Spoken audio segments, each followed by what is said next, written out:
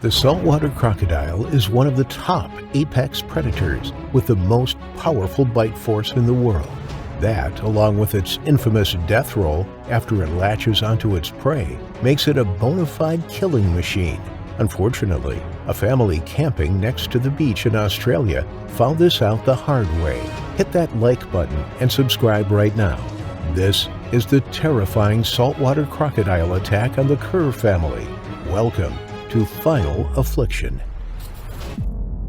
Today's story takes place in Cape York, Australia. It highlights the tremendous power of motherly instincts and how a mother is willing to sacrifice everything and leap headfirst into danger to protect the ones she loves, namely her children. The Cape York Peninsula is a large peninsula located in far north Queensland, Australia. It is renowned for its unspoiled wilderness and abundance of natural beauty, with over 700 different land vertebrate species, including birds, bats, kangaroos, rodents, and reptiles like the freshwater crocodile, or its gigantic and terrifying cousin, the saltwater crocodile.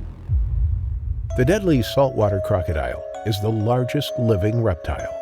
Full-grown males sometimes reach around 6 meters in length and weigh between 1,000 to 1,300 kilograms. The saltwater crocodile is mostly crepuscular, meaning it's most active during twilight hours. It likes to spend its days lounging in the water or basking in the sun, waiting for nightfall so it can go on the hunt. Although they are relatively sluggish, saltwater crocodiles can be agile predators and show surprising agility and speed when necessary, usually when ambushing prey. Typically, when cruising, they travel at 3 to 5 kilometers per hour. Also, similar to others in the crocodilian family, saltwater crocodiles do not have a specific food preference and will eat whatever is available to them. Of all the crocodilians, the saltwater crocodile is notorious for its extreme aggression and sometimes unprovoked attacks on humans. The species does indeed have a long history of attacking humans, who, likely while unaware, venture into its territory. Direct contact with a saltwater crocodile is likely fatal, almost certainly so if the predator manages to clamp down on his victim with its powerful jaws. The only recommended policy for dealing with saltwater crocodiles is to avoid their habitat when possible. To state that they are extremely aggressive when approached would be an understatement. It's also worth mentioning that a total of 106 people were killed by saltwater crocodiles in Australia from 1971 to 2013. On October 11, 2004, the Kerr family was spending the evening at their remote camp, situated almost 40 meters from the shoreline of Bathurst Bay.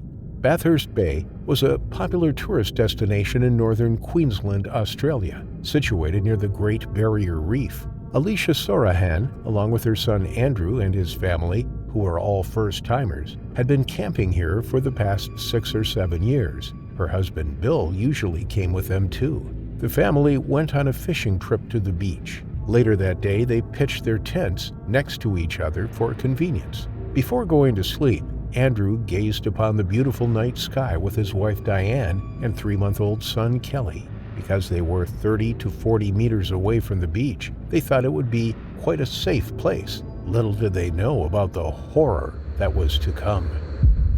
At approximately 4 a.m., a 4.5-meter saltwater crocodile came ashore after hunting along the coast. It's unclear whether the cold-blooded beast was looking for food or protecting its territory. But what is certain is that it had no regard for the humans who were now fast asleep in their tents. As it approached, what sounded like loud grunting noises and the rustling of leaves alerted Diane, who put aside 4-month-old Kelly and leaped up to see where the noise was coming from.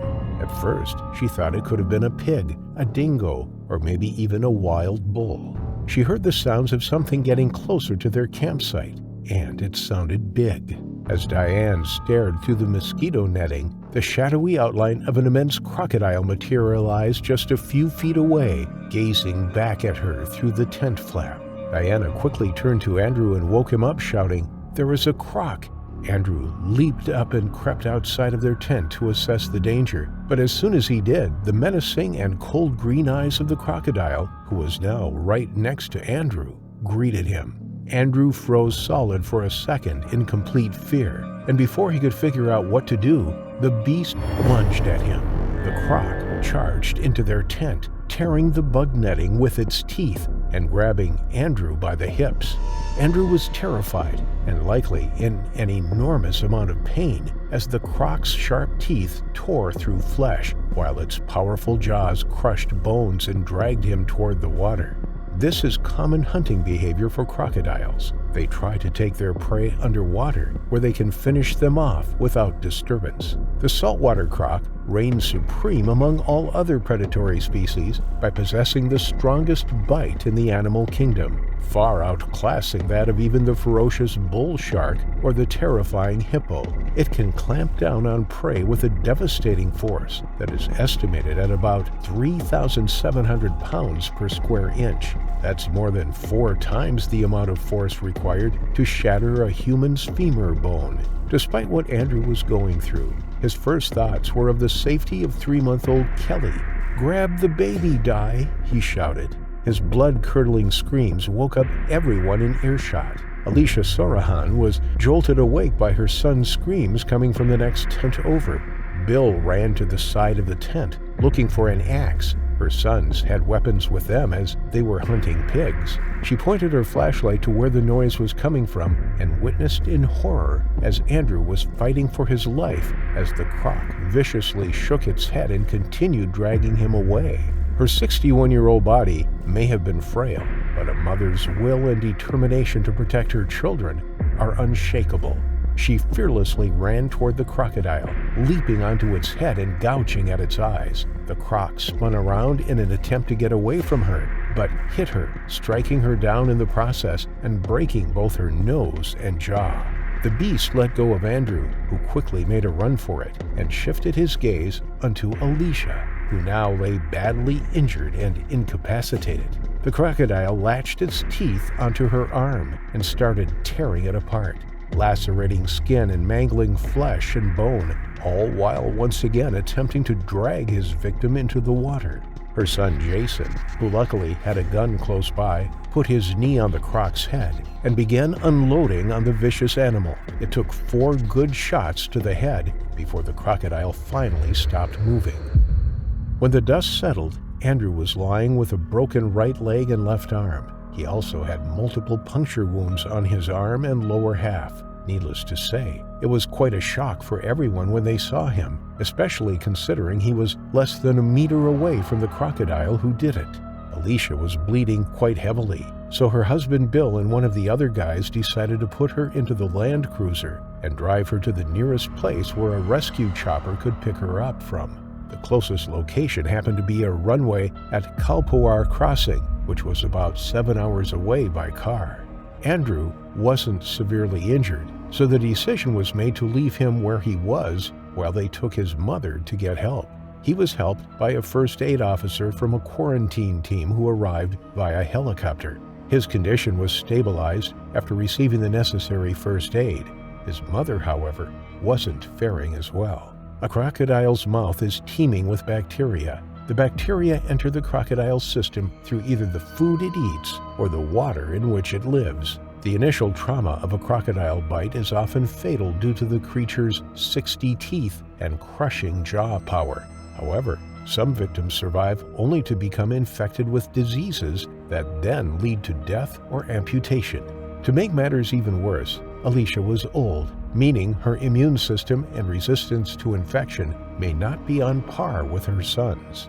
Nonetheless, after patching her up and administering heavy doses of antibiotics to help her body fight the infection, doctors were finally able to stabilize her condition. A few days after being admitted to Cairns Hospital, she was reported to be doing well and was discharged. "I did what I had to do. He needed help, and I was there. I was the first one there, so I just jumped on the croc, and that was it." Andrew had feared the worst. "Once it had my leg, I thought I was going to die. I thought, this is it." Alicia Sorohan tragically passed away in May 2020. Until her final moments, she maintained that any mother would have done what she did to defend her son and grandson. "I'm no hero," she said repeatedly, While the family's survival is credited in no small part to the bravery of everyone involved, don't let their story fool you into thinking an encounter with this terrifying reptilian species is anything but a guaranteed one-way ticket to the afterlife. The average male saltwater crocodile measures at about 5.5 meters in length, but the crocodile which terrorized the Kerr family, on the other hand, was only 4.5 meters in length. The weight of a crocodile increases cubically as length increases, meaning actual crocodiles that are 5.5 meters long would weigh more than twice as much and be much more powerful and dangerous than the crocodile in our story, who likely hasn't even reached full maturity. We must be mindful when we enter the wilderness where wild animals live, as it is their home before ours. Respecting nature and its occupants will result in a better experience for all involved. Needless to say, there have been instances where humans have paid the price for recklessness, sometimes with their lives. So let us tread lightly, observe carefully, and leave nothing but footprints behind. Nature doesn't always take kindly to outsiders, as the Kerr family learned the hard way. So stay within safe boundaries, take all necessary precautions, and always come prepared, because if you don't, you may just end up as another victim of nature's cruelty, your consciousness slipping away as you're plagued with your final affliction.